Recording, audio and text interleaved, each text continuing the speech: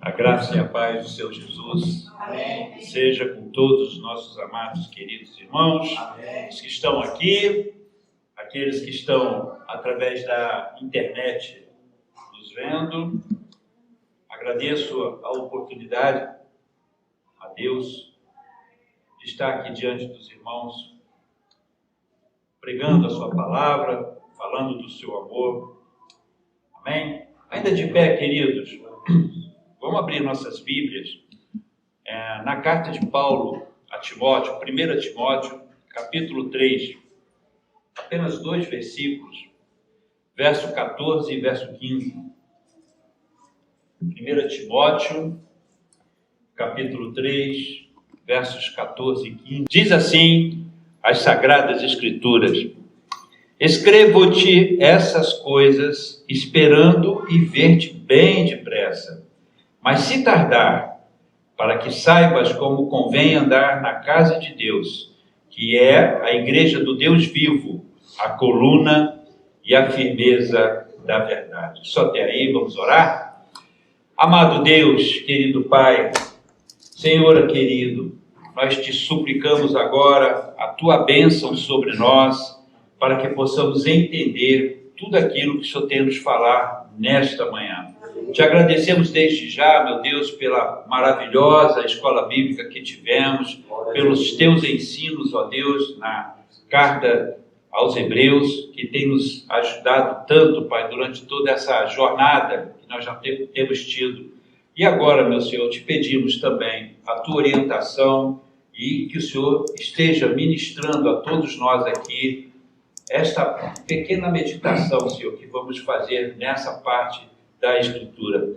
Ser com a minha boca, com a minha mente.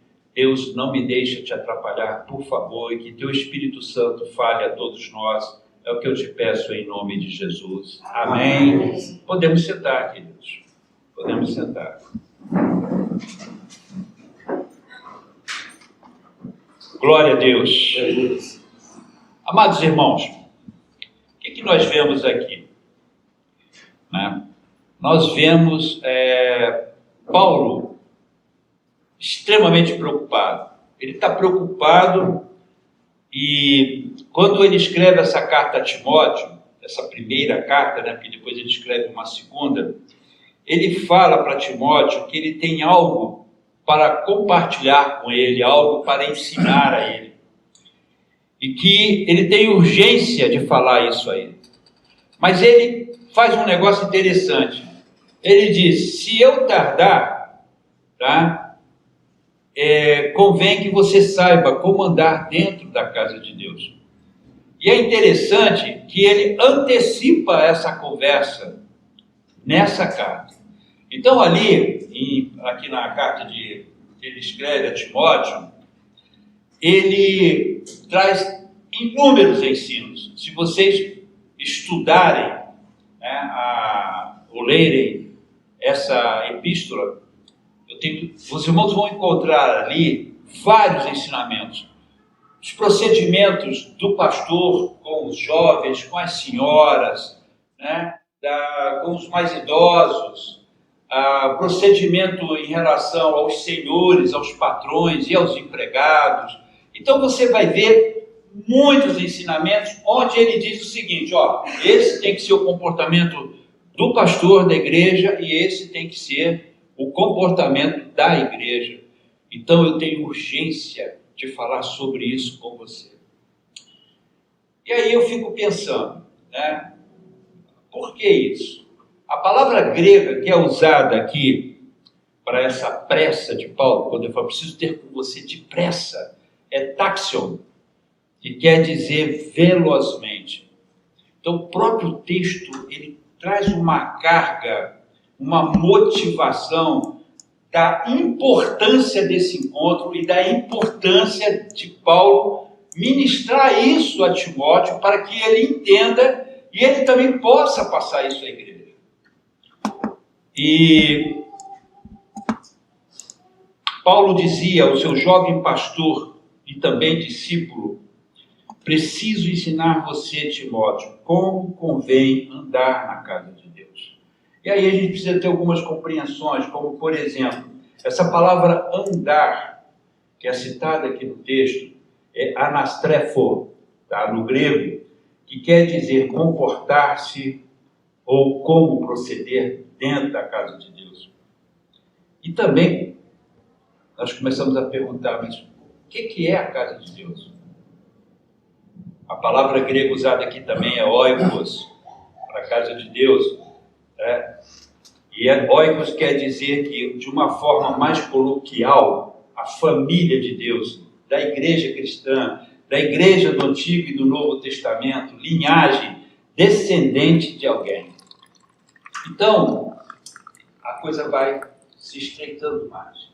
Quando Paulo começa a mostrar a igreja como uma grande família, né? Uma família composta de irmãos, uma família que tem todos os atributos de qualquer família, mas, na minha opinião pessoal, não é o laço de sangue que importa, mas é o vínculo do amor que está dentro dessa família. Quer dizer, aquilo que nos une é muito mais forte, muito mais poderoso do que um laço familiar, propriamente dito.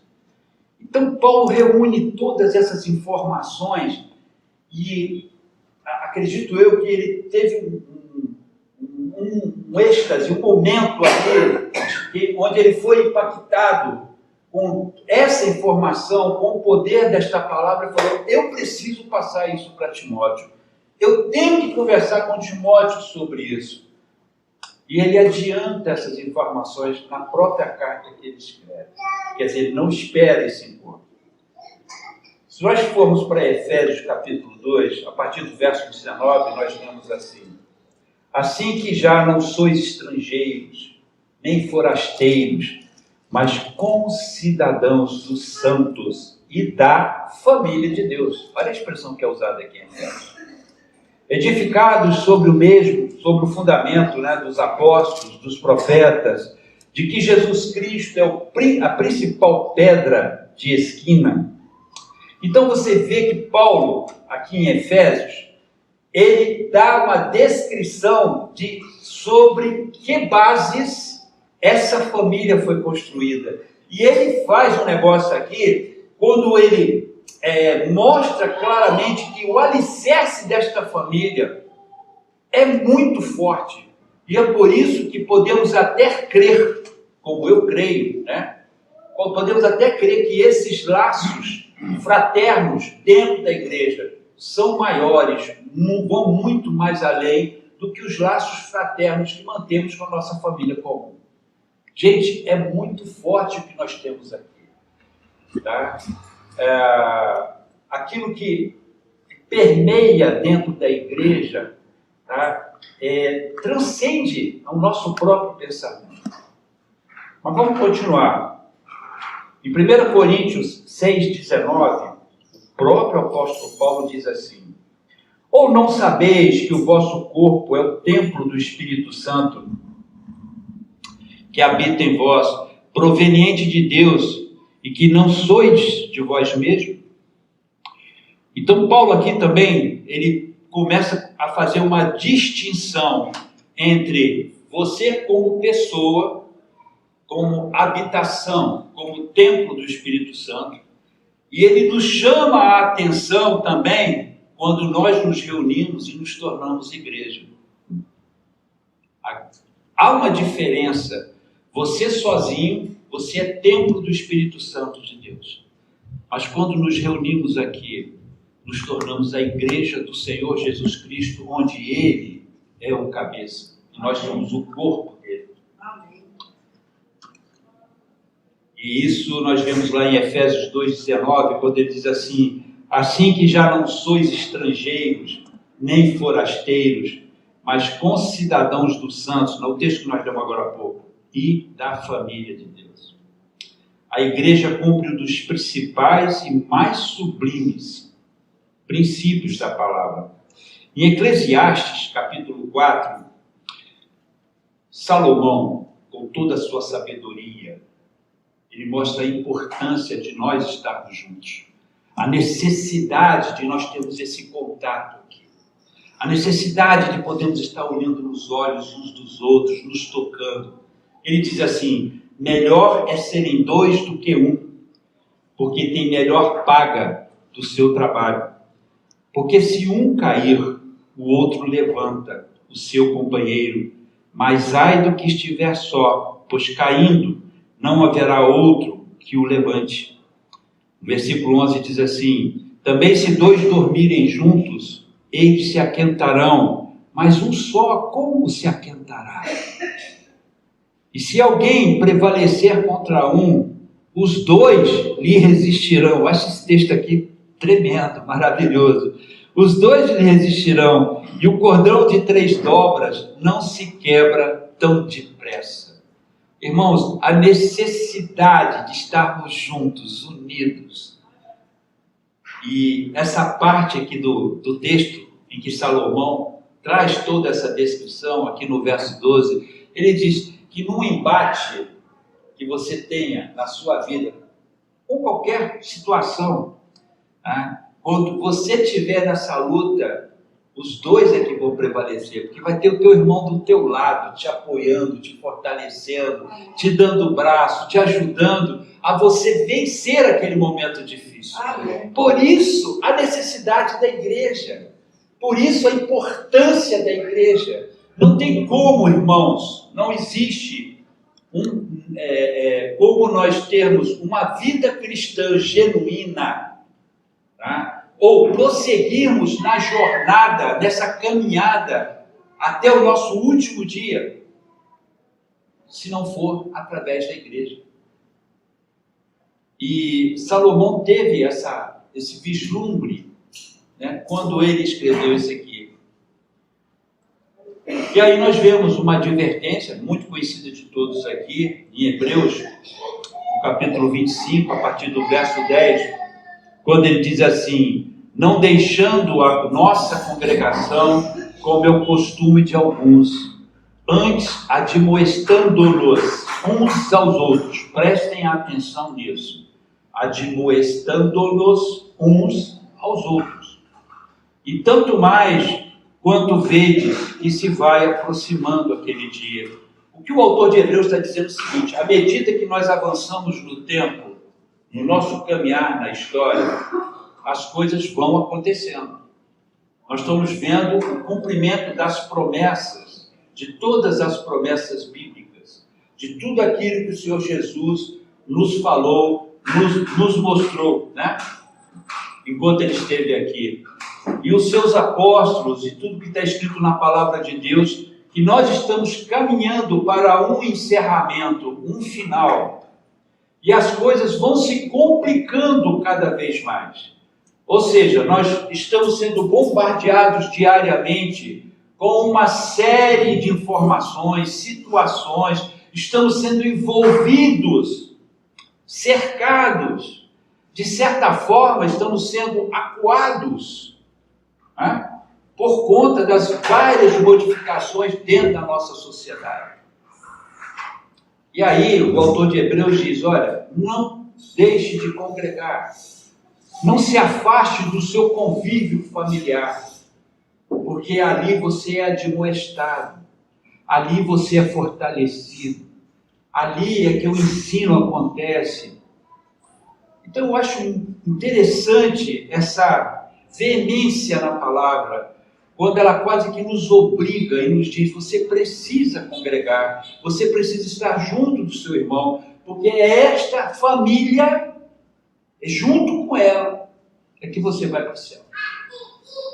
Portanto, estamos juntos como igreja, e isso é um mandamento divino. A preocupação do apóstolo Paulo era justa, pois nós, como indivíduos, refletimos em nossa família as nossas angústias, as nossas tristezas, as nossas mágoas, as nossas frustrações e toda a nossa insuficiência. Mas também é com a nossa família que festejamos todo o nosso sucesso alcançado. É na família que aprendemos os valores tão importantes para a nossa caminhada. Também é na família que somos disciplinados, corrigidos. Agora, como é que nós administramos todo esse turbilhão de informações, de ações, sentimentos? Cada uma destas situações com características próprias. Então nós vamos meditar sobre isso hoje. É uma meditação bem curta, mas importante, porque o próprio apóstolo Paulo, ele nos chama a atenção para isso. Ele nos diz, olha, é importante que você esteja dentro dessa família. É importante que você viva dentro dela, porque, meus irmãos, tudo que acontece conosco lá fora, acabamos despejando aqui dentro. E isso é uma coisa mais do que natural. Porque é aqui, meus irmãos, que nós movimentamos tudo isso. É aqui neste lugar que nós somos confortados. É aqui neste lugar que nós recebemos a orientação da qual nós precisamos.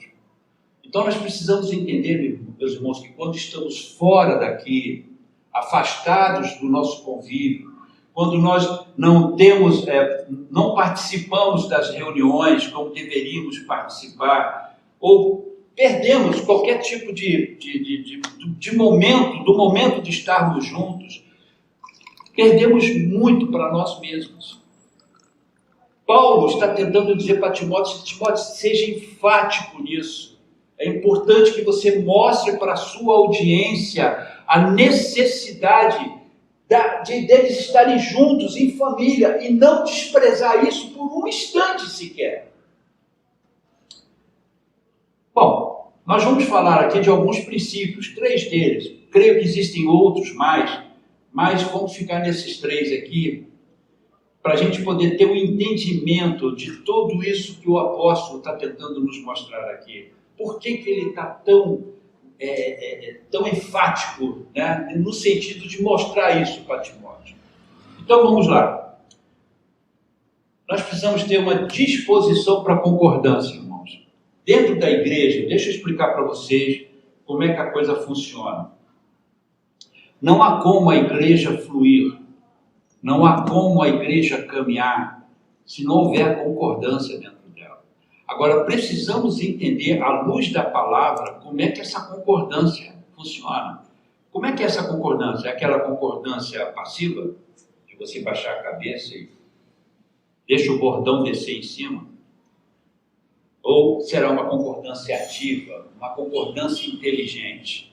Então vamos ver, à luz da palavra, o que quer dizer isso.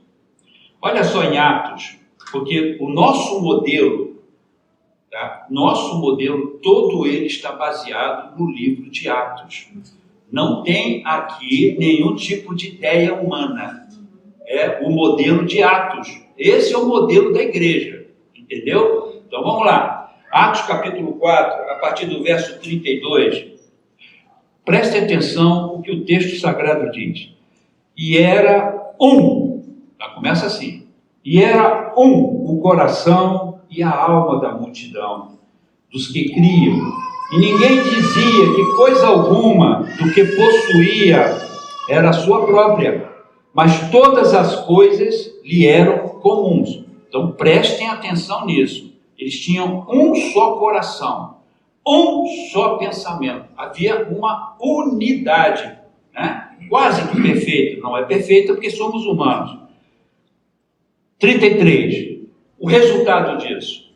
E os apóstolos davam com grande poder testemunho da ressurreição do Senhor Jesus, e em todos eles havia abundante graça. Irmãos, essa concordância é o primeiro princípio para que a igreja flua como instrumento de Deus nessa terra. Amém? Então, precisamos ter essa compreensão aqui. A própria liderança, ela consegue fluir no seu ministério com uma igreja que concorde com ela. Ok? Então, me acompanhe minha linha de raciocínio, porque é importante que vocês entendam que Paulo tinha urgência de fazer com que Timóteo entendesse isso. E ele entendendo, tendo essa compreensão, ele pudesse passar para a sua própria audiência. Então vamos lá, continuando. Nós vemos lá em 1 Coríntios, capítulo 1, verso 10, a seguinte instrução do próprio apóstolo: rogo-vos, porém, irmãos, pelo nome de nosso Senhor Jesus Cristo. Olha como é que Paulo começa, ele já é duro, enfático, né? Que digais todos uma mesma coisa. Paulo já começa a puxar essa perna, ele já começa a dizer assim: olha, vocês têm que falar a mesma coisa, e que não haja entre vós dissensões, antes sejais unidos em um mesmo pensamento e em um mesmo parecer. Agora volta a repetir, como é que isso tem que acontecer? De uma forma passiva ou de uma forma dinâmica, ativa? Como é que funciona isso? Nós vamos compreender no texto. Amós capítulo 3, verso 3, lemos assim: porventura andarão dois juntos se não estiverem de acordo? A importância da unidade dentro da igreja e de que o pensamento, de um pensamento único, da convergência de todo o nosso sentimento para uma mesma direção, ela é fundamental, irmãos, para que a igreja cresça, para que ela flua. Amém?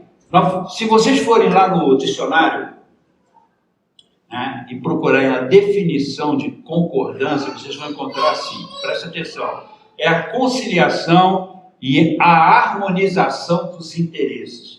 Agora, preste atenção comigo. Então, isso demonstra o quê? Isso demonstra que existem pensamentos diversos, demandas diversas, opiniões diversas. E isso tudo é perfeitamente natural dentro da igreja. É totalmente normal que pensemos de formas diferentes. Por quê? Porque somos indivíduos. Deus não nos fez robôs. Ele não nos fez de uma única maneira. Ele nos dotou de opinião própria, de pensamento próprio, né? Nós temos a nossa maneira de enxergar a vida. Nós temos a nossa maneira de ver as coisas. Aí você reúne esse monte de gente, coloca no mesmo lugar. Você não pode obrigar essas pessoas a pensarem de uma mesma maneira.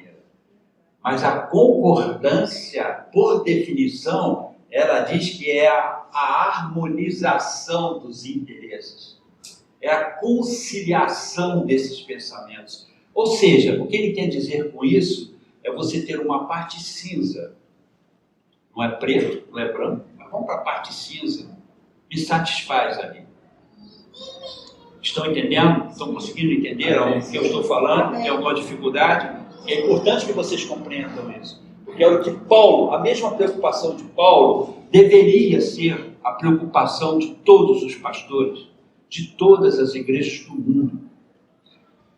De fazer com que a igreja entendesse esse princípio fundamental, o princípio da concordância, da harmonia dos pensamentos.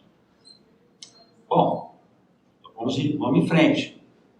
Então, a primeira coisa que nós vemos aqui é a disposição para a concordância. Então, tem que haver, por parte de todos aqueles que estão envolvidos dentro desse mecanismo, terem um coração disposto para concordar, um coração disposto para aceitar, para conciliar esses interesses. Primeiro ponto. Vamos para o segundo. A meditação hoje não vai ser demorada não, tá? A direção. O que quer dizer essa direção? Você vai ver o seguinte, você vai ver que tudo era muito bom dentro da igreja de Atos, até que surgiu um momento lá, um ruído, um tremorzinho, que afetou as bases. E onde nós vamos ver isso? Lá em Atos capítulo 6, a partir do verso 1. Olha o que nós vemos lá. Ora, naqueles dias, crescendo o número de discípulos, houve uma murmuração dos gregos contra os hebreus, porque as suas viúvas eram desprezadas no ministério cotidiano. E os 12, convocando a multidão dos discípulos, disseram: não é razoável que nós deixemos a palavra de Deus e sirvamos as mesas. Escolhei, pois, irmãos, dentre vós, 7 homens de boa reputação, cheios do Espírito Santo e de sabedoria, aos quais constituamos sobre este importante negócio. Mas nós perseveraremos na oração e no mistério da palavra. Gente, tudo ia muito bem, até chegar nesse momento, quando de alguma maneira foi identificado que as viúvas dos gregos, dos cristãos gregos, estavam sendo desprezadas na forma como estava sendo feito a administração dos recursos da igreja. Ou seja, os hebreus estavam puxando a sardinha para a brasa deles. Não quer dizer que as viúvas estavam sem manutenção, sem a ajuda da igreja. Não é isso que o texto diz. O texto diz que a tratativa dada a elas era uma tratativa diferente da tratativa que estava sendo dada às viúvas dos hebreus. E a liderança ficou sabendo disso. O que a liderança fez? E aqui existe uma coisa linda, tremenda, maravilhosa, que Deus mostra como é que a coisa funciona. Em primeiro lugar, olha o que o texto diz. O texto aqui não diz exatamente quem foi o porta-voz, né? Porque diz que os 12 se levantaram. A liderança toda se levantou. Vamos consertar esse negócio. A gente não pode deixar isso acontecer. E com esse descontentamento, fique semeado dentro da igreja. Aí a liderança vai, se levanta, e um porta-voz, provavelmente ali deve ser o Pedrão, porque é o que mais falava pelos cotovelos, tá? Ele deve ter se levantado na hora e falou assim: vamos resolver isso, tá? Porque esse é um assunto importante. Olha só o que ele diz. Ele diz assim: escolham 7 homens para poderem administrar isso, porque nós não podemos deixar a palavra nem a oração, então vamos escolher 7 homens cheios do poder do Espírito Santo para administrar este importante negócio. Ou seja, essa situação que estava acontecendo era importante. Eles não estavam condenando, eles não estavam de forma nenhuma cerceando. Eles reconheceram que aquilo que estava sendo levantado era importante. Então vamos buscar uma solução para isso. E aí que vem a parte boa, né? No entendimento disso. A palavra grega usada aqui para murmuração é debate secreto. Tá? O que é o debate secreto? O debate secreto é aquele seguinte: você está descontente, você está insatisfeito, você não está concordando, você guarda aquilo para si. Você fica debatendo aquilo dentro de você. Isso não é bom, irmãos. Isso não vai edificar a sua fé. Isso não vai fazer com que você, flua dentro dessa parte do corpo de Cristo, dentro da igreja. Isso vai impedir que você alcance bênçãos. Agora, preste atenção nisso, que aqui que está o segredo do negócio. Você está vendo um grupo, de alguma forma, não estava recebendo de forma justa, tá, parte dos recursos. O outro grupo estava sendo, tendo uma tratativa melhor, né? E isso em detrimento do outro grupo. Com toda certeza, a discussão era a seguinte: olha, fulano de tal recebeu 2, e a Beltrana recebeu 1. Ela tem que receber 2 também, porque o certo é esse. Olha o que os discípulos, os apóstolos fizeram aqui. Olha como eles mexeram na configuração do negócio, tá? Não atendendo a demanda da forma como estava sendo proposta, porque a discussão era: eles estão recebendo mais do que nós. Então, por que nós não podemos receber da mesma maneira? Essa conta tem que bater. Mas olha o que os discípulos fizeram. Alguém com discernimento vai até a liderança da igreja, comunica o fato. Os apóstolos se levantam e trazem uma solução dada pelo Espírito Santo. E qual é a proposta, meus irmãos? Enquanto a proposta daqueles que demandavam era de dividir.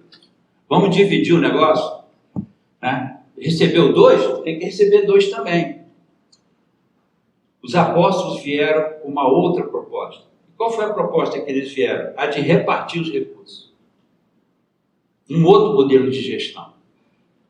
E aí que a coisa começa a ter uma direção diferente. Veja bem, a demanda seria satisfeita, mas dentro de um outro modelo, dentro de uma outra maneira. Por quê? Porque o Espírito Santo orientou eles nisso. Quando Jesus, lá em Marcos capítulo 6, a partir do verso 44, a gente vê Jesus fazendo a multiplicação dos peixes e dos pães. O que Jesus faz? Primeiro, Jesus manda os discípulos reunirem o povão, cerca mais ou menos de 15 mil pessoas, em grupos de 100 e em grupos de 50. Ora, bolas. Por que isso? Por que não botar logo todo mundo grupo de 100, ou todo mundo grupo de 50, ou botar em grupo de 500? Por que diferenciar os grupos? Modelo de gestão. Porque a palavra usada ali, que quando Jesus faz a distribuição, ele reparte o alimento. Ele não divide o alimento. Vocês podem ir lá no texto em Marcos e vocês vão ver isso. É um modelo de gestão diferente, porque quando você divide recursos, você diminui o potencial desses recursos. Ora, se eu tenho 4, eu dou 2 para cá, 2 para lá, eu atendi uma demanda, mas eu diminuí o potencial daquele recurso. Mas quando eu reparto, como é que é isso? Eu posso dar 3 para esse daqui e dar 1 para esse aqui. Por quê? Porque esse aqui com 1, a necessidade dele vai ser satisfeita. Esse 2 aqui, esse outro aqui precisa de 3, porque a necessidade dele só pode ser satisfeita com 3. Isso é repartir. Isso é um modelo de gestão diferenciado, porque o foco, a atenção não está no atendimento da demanda de uma forma simplista, mas de você entender a necessidade daquele momento. Você compreender, você ter a compreensão de que naquele momento, tá, você tem que gerir esse recurso para atender essa demanda de uma forma justa. Porque a necessidade que está ali, tá, você começa a avaliar, você analisa aquela situação e você chega à conclusão que, opa, aqui eu preciso alocar mais recursos. Então isso demanda o quê, meus irmãos? Demanda você olhar a situação e demanda você buscar uma solução que possa solucionar aquele problema. Foi isso que Jesus fez lá na distribuição. E quando ele manda esses grupos se assentarem em grupos diferentes, é porque Jesus estava aplicando esse mesmo modelo. E os discípulos aqui fazem a mesma coisa. Só que ele faz o seguinte, peguem aí entre vocês 7 pessoas idôneas, cheias do Espírito Santo. Escolham vocês essas pessoas. E aí eles dão uma outra tacada de mestre.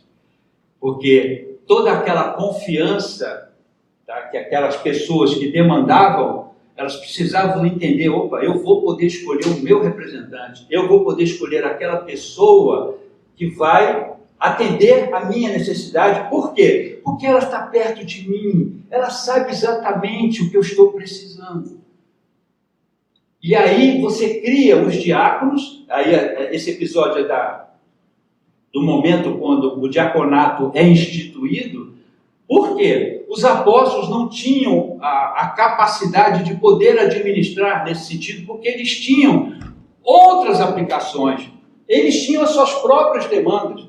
E se eles fossem abarcar isso também dentro das suas responsabilidades, eles não poderiam fazer de forma perfeita nenhuma coisa e nem outra. Então optaram pela palavra e pela oração.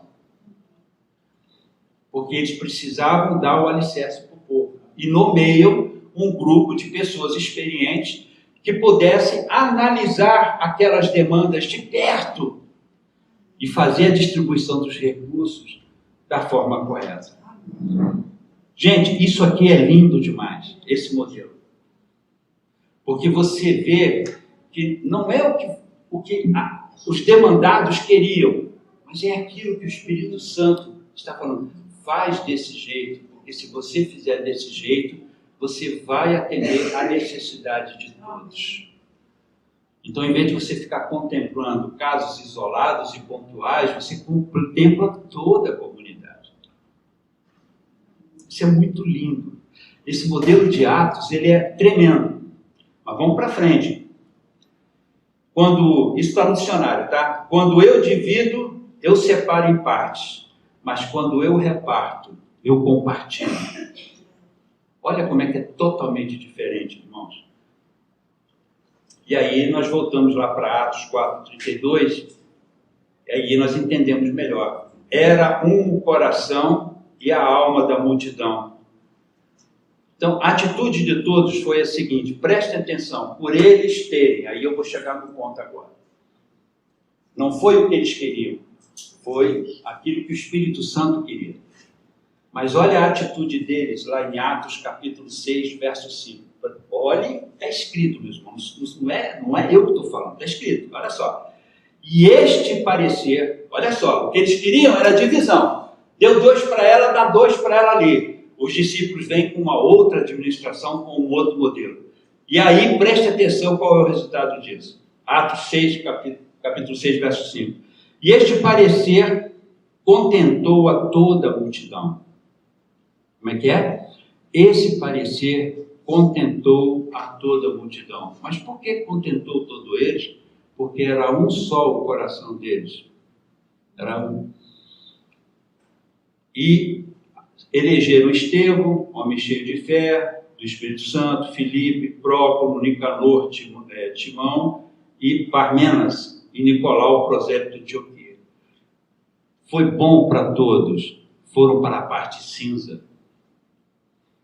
Um outro modelo, o modelo que o Espírito Santo os dirigiu. Então a questão da direção é fundamental nisso tudo. Por último, a disciplina. Eu estou falando, meus irmãos, porque quando o apóstolo Paulo toma Timóteo e diz para Timóteo assim, Timóteo, preciso te passar algo urgente. E o tema disso que eu tenho que passar para você é como você deve proceder dentro da casa de Deus. Como é que você deve andar dentro da casa de Deus. E isso serve para você que é pastor, mas serve para a sua audiência também. E aí entra a disciplina, queridos.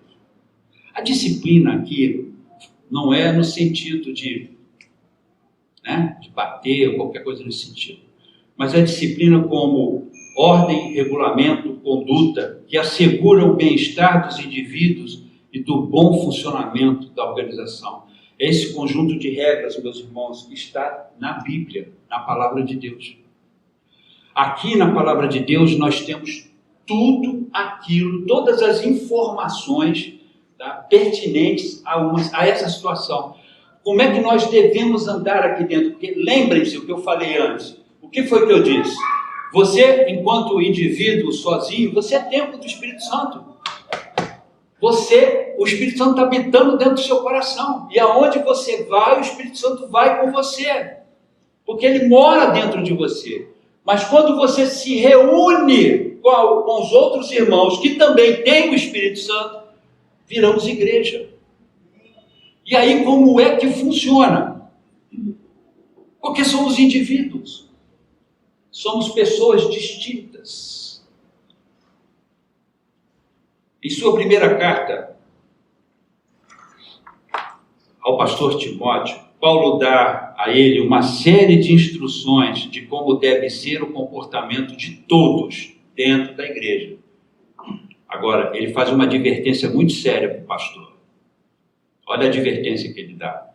Conjuro-te. Olha, quando Paulo começa isso, eu fico imaginando o semblante dele. Ele deve fechar o semblante, tá? E ficar assim a 10 centímetros do nariz do camarada. Imagine Paulo fazendo isso. Conjuro-te diante de Deus e do Senhor Jesus Cristo e dos anjos eleitos, que sem prevenção guarde estas coisas, nada fazendo por parcialidade. O que ele está dizendo para Timóteo aqui? Timóteo, não escolha desse conjunto de regras, desse conjunto de normas, não escolha coisas para você fazer. Você tem que beber esse cálice até a última gota. E detalhe, não seja parcial. Não seja parcial.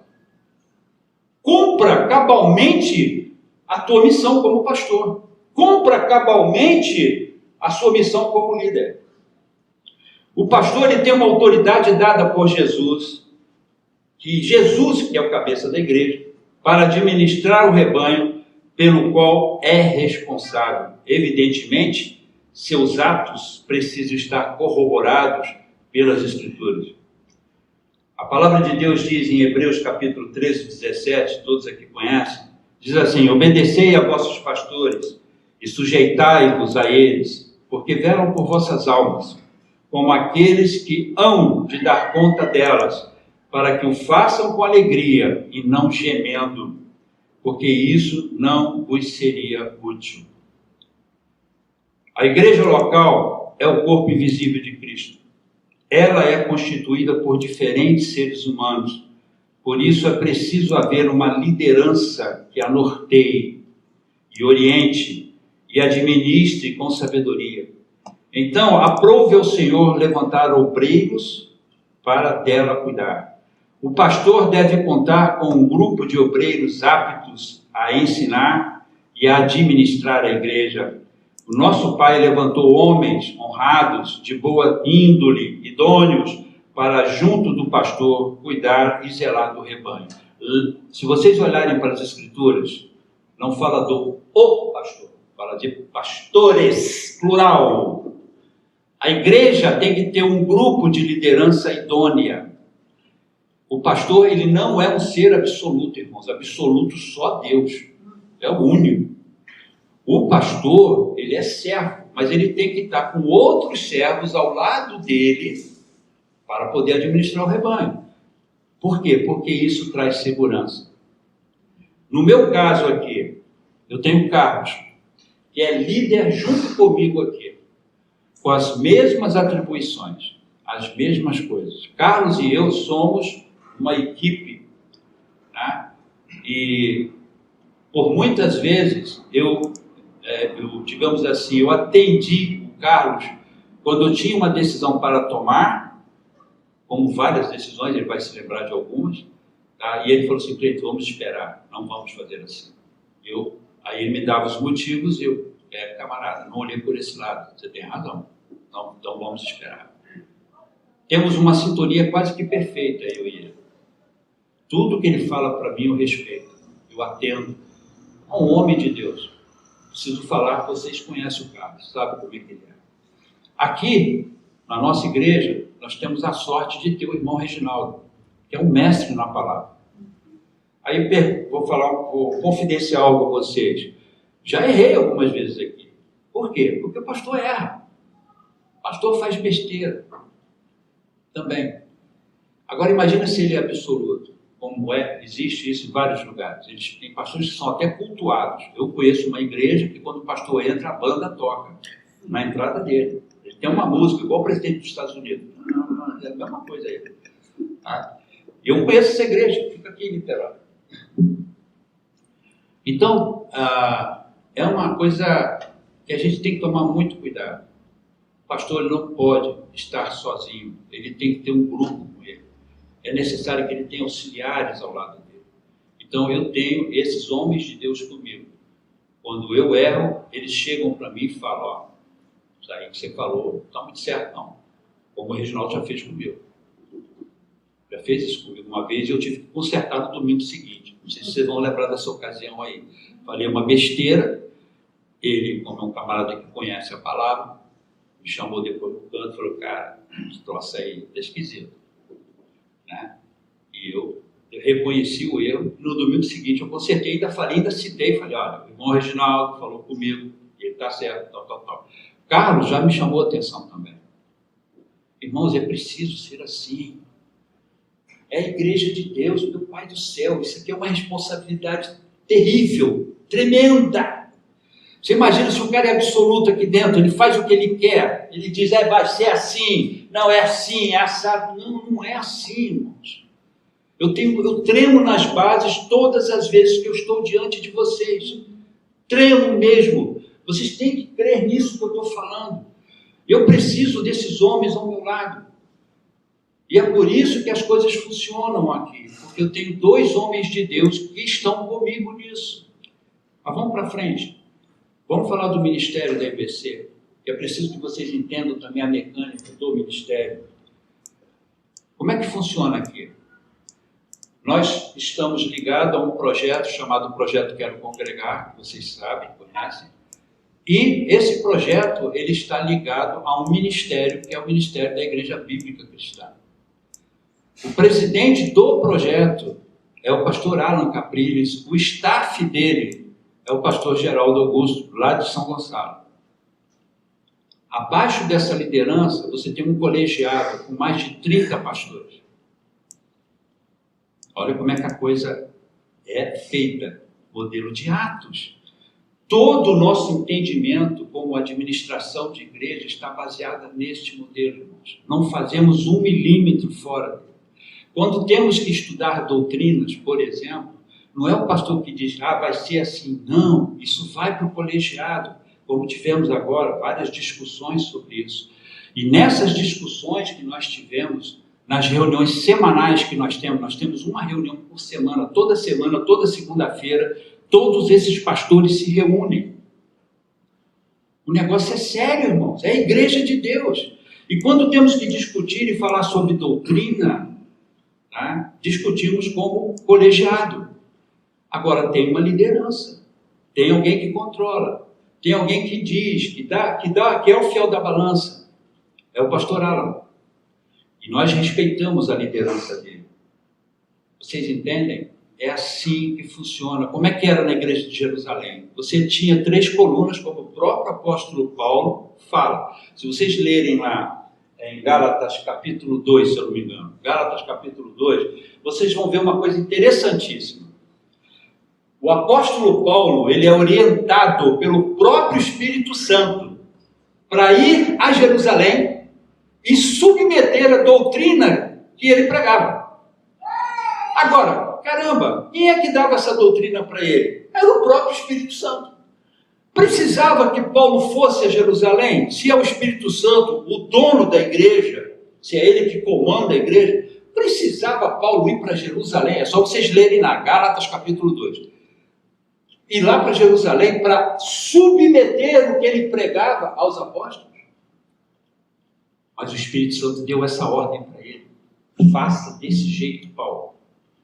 Vá lá e fale para eles da doutrina que eu dei para você. E aí o que aconteceu? O texto diz, Pedro, Tiago e João, as 3 colunas, estenderam a destra da comunhão para Paulo, aprovando tudo que ele falou. Se vocês entendem, a coisa funciona, existe um modelo que Deus dá, porque esse negócio precisa ser muito bem feito para que a igreja flua. Por que eu estou pregando isso hoje? Pelo mesmo motivo que fez Paulo pregar para Timóteo. E deu para ele aquele mundaréu de instruções. Se vocês verem lá, tem instrução para tudo. Para tudo.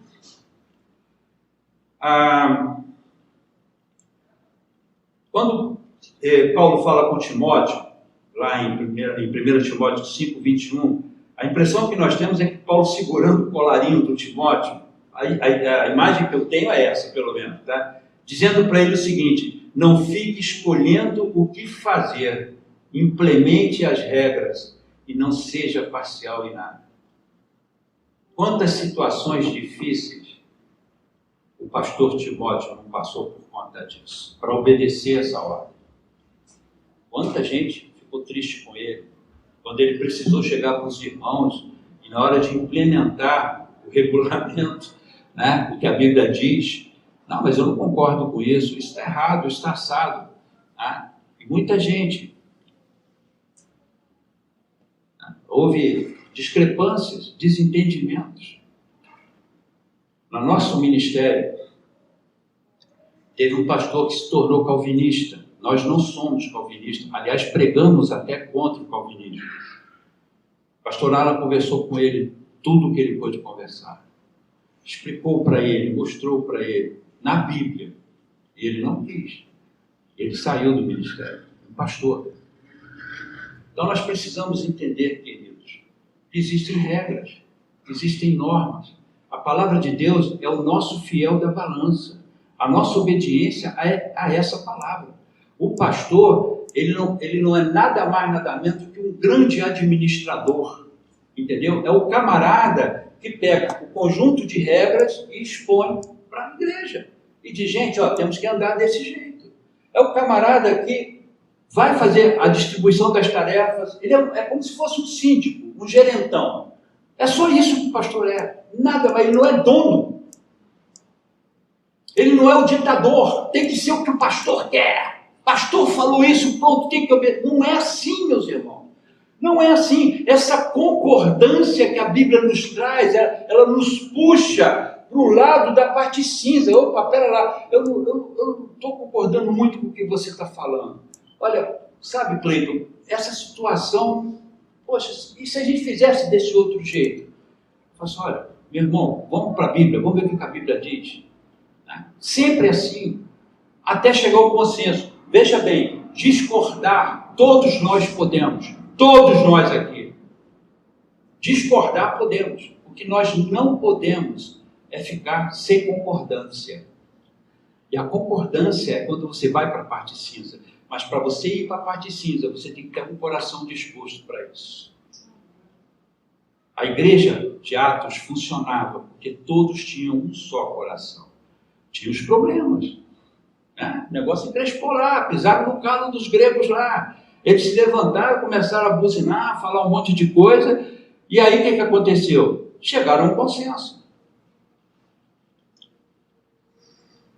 Preste atenção. 1 Pedro capítulo 5, a partir do verso 1, diz assim, eu já estou encerrando já. Aos presbíteros que estão entre vós, esta palavra é para os pastores. A faca que corta lá, corta cá. Eu acho que o fio do lado de cá é até mais forte. Aos presbíteros, quando eu falo pastores, falo líderes, tá? O Carlão está aqui comigo. O Carlos é reconhecido no ministério, para vocês terem uma ideia. Todo mundo sabe que tem um Carlos aqui, e que é um cara extremamente competente para assumir a igreja a qualquer momento. Aos presbíteros que estão entre nós, entre vós, admoesto eu, que sou também presbítero com eles, e testemunha das aflições de Cristo, e participante da glória que se há de revelar. Apacentai o rebanho de Deus, que é para o pastor que está sendo falado, tá?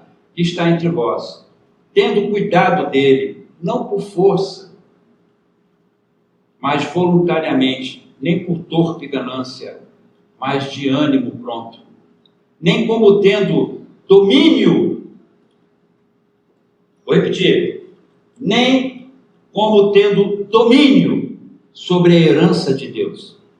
Quem domina é o Espírito Santo, mas servindo de exemplo ao rebanho. E quando aparecer o sumo pastor, alcançareis a incorruptível coroa de glória. Volto a dizer, pastor não é absoluto, pastor não é dono da igreja, pastor não manda na igreja. Apacentar aqui é poimaino, que quer dizer reger, governar e suprir as necessidades da alma. Concluindo, irmãos, eu falei que a meditação não ia demorar. Voltando ao nosso texto áureo de 1 Timóteo 3. Escrevo-te estas coisas, esperando ir ver-te bem depressa. Mas se tardar, para que saibas como convém andar na casa de Deus. E que é a igreja do Deus vivo, a coluna e firmeza da verdade.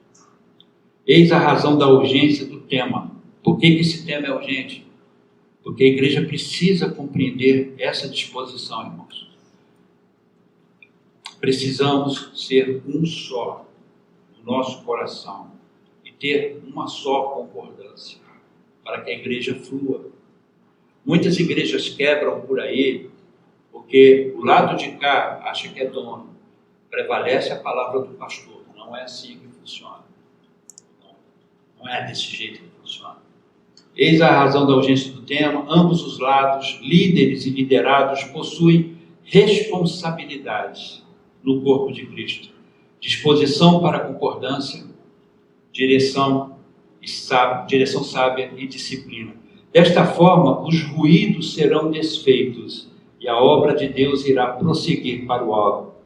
Em Atos 2,46, lemos assim: e perseverando unânimes todos os dias no templo, e partindo o pão em casa, comiam juntos com alegria e singeleza de coração, louvando a Deus e caindo, olha só que coisa tremenda, o resultado dessa concordância, o resultado de toda essa disposição de alma, e louvando a Deus, caindo na graça de todo o povo, e todos os dias, acrescentava o Senhor à igreja aqueles que se haviam de salvar. Irmãos, essa é a meditação de hoje. Para que os irmãos entendam que a mesma preocupação de Paulo eu também tenho. Eu quero que essa igreja flua, eu quero que essa igreja cresça. Não em número, irmãos, eu não estou aqui, eu volto a repetir, já falei isso aqui algumas vezes, vou repetir de novo, não estou concorrendo ao cajado de ouro, deixa isso bem claro aqui, não estou. Tem pastor aí que está concorrendo, mas eu estou fora dessa lista. Tá? O meu objetivo aqui é servir a Deus e fazer a obra dele, dando para ele o meu melhor, me esforçando para isso. Muitas das vezes eu serei compreendido. E é natural que isso aconteça, pelo amor de Deus. Isso é natural. Não estou achando que isso é uma coisa fora do comum. Agora é importante que os dois lados entendam, tá? Que nós temos um Senhor, o mesmo Senhor, e é o mesmo Espírito que habita nos dois. Nós estamos caminhando nessa direção que eu acabei de ler aqui, de Atos, capítulo 2. Irmãos, é esse ponto. Isso é que importa, o suprassumo é isso que vale. É nós fazermos a obra de Deus juntos. Eu amo demais vocês, eu oro por vocês. Queridos, isso é igreja. Amados, somos uma família. Me preocupo aqui com cada um de vocês, com os sumidos, com aqueles que vêm de vez em quando. Eu me preocupo com todos, lá em casa. Minha mulher é minha testemunha, Deus é minha testemunha. Eu falo, seria totalmente louco do púlpito, nesse lugar santo, de fazer uma mentira aqui. Minha mulher é minha testemunha, ela sabe como é que eu fico. Teve alguém aqui da igreja que falou: cara, eu vi você lendo mensagem às 4 horas da manhã, eu vi lá a visualização, porque eu durmo tarde, porque eu estou pensando em vocês. É de verdade isso. Amo vocês, amo de paixão mesmo. Cada um de vocês. Conheço os problemas de cada um aqui, de cada um. Hoje estou administrando algumas situações complexas, difíceis aqui dentro. Então, irmãos, por favor, me ajudem. Tá? Não posso viver sem vocês mesmo. É uma declaração de amor que eu estou fazendo aqui. Não posso viver sem vocês, porque eu amo vocês. E eu quero fazer o melhor. Vou errar, com toda certeza. Eu vou errar, mas eu tenho meu coração aberto, tá? Para aquilo que vocês precisarem, aquilo que vocês quiserem falar comigo. Fica de pé.